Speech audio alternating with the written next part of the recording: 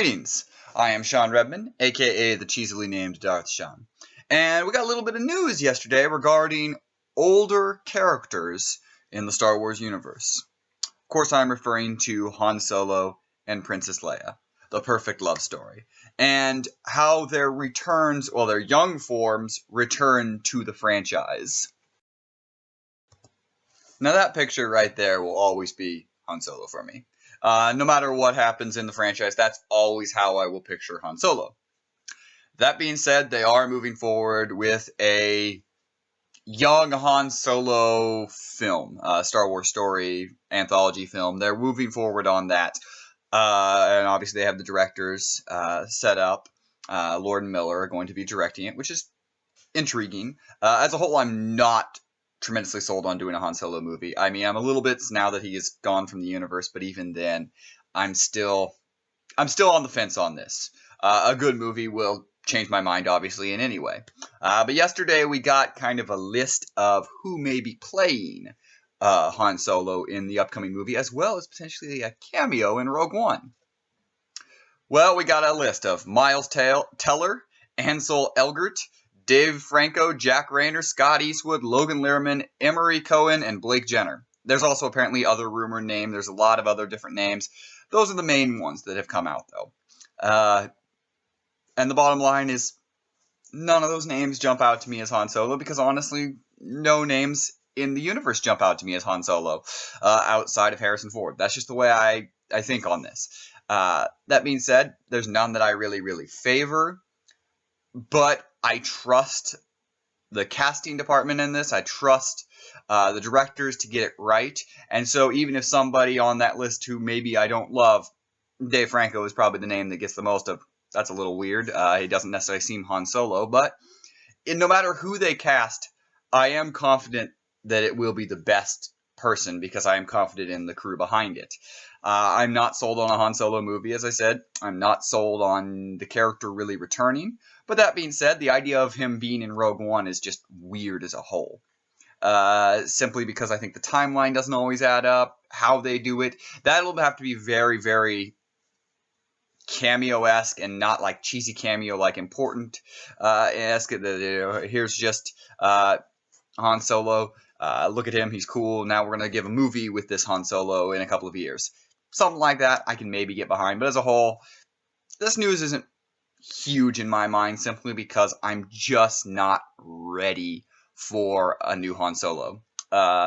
We just ended Harrison Ford's reign as Han Solo, and I'm just not quite there. Maybe in a year or so, maybe as the casting moves forward, as pictures come out, as trailers come out, I'll be on a completely different side. But right now, not quite there yet.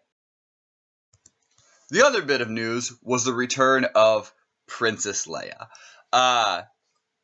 It seemed logical that she would come through in some aspect of an episode of Rebels, seeing as you probably could never really figure a way to tie Luke in.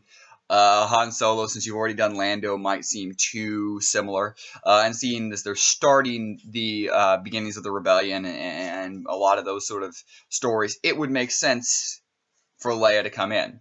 I think what's really awesome about this is we've kind of got the confirmation that, hey, Leia's technically still a part of the Empire at this point, being a part of the Senate, being a part of royalty on Alderaan, who were part of the Empire. She's technically part of the Empire, and this is somewhere around the same time as in Lost Stars when she's still a part of the Senate, and we see her briefly, and Thane dances with her. So it's about that same timeline. So it's really cool that they're going to be bringing Leia into Rebels, in the first episode coming back on January 20th. On a side note on that, I do promise to get the rest of my Rebels, and 6 through 9 reviews out. I've been way behind on that. I'll do those soon. But as far as Leia goes, this is really exciting. It's a little saddening that Carrie Fisher's not voicing her, but it makes sense because she doesn't sound like a teenager anymore. But Julie Dolan, who's going to be voicing Leia, has done it in the video games, and so that should fit just perfectly. And the clip that they released, that Star Wars released for this upcoming episode, was really interesting. It seemed like that authoritarian figure of Leia that we had early on and have really always had, but really that New Hope Leia you kind of felt right there. And that's really cool. And so I'm excited to see how this episode plays out. Apparently, this will be the only Rebels episode with Leia in it. I think there'll be some interesting things potentially from this. Does Ahsoka and Leia cross paths? That could be very interesting because obviously Ahsoka being Anakin's Padawan and Leia being Anakin's daughter, there could be some interesting things there. How the Rebels crew reacts to it. All of it's going to be very interesting. And the idea of bringing Leia back into this part of the universe again is really cool, and I'm glad that they've decided to do it. So that's the news regarding original trilogy characters coming back, at least for today. So what do you guys think? Are you on the fence with the Han Solo movie like I kind of am with having the reservations that I do? Or are you completely on board with it and ready for it? Who would you like to see play Han Solo? As far as Leia goes, are you excited to see her in Rebels? And what other forms of media would you like to see original trilogy characters come back in? Let me know in the comments below.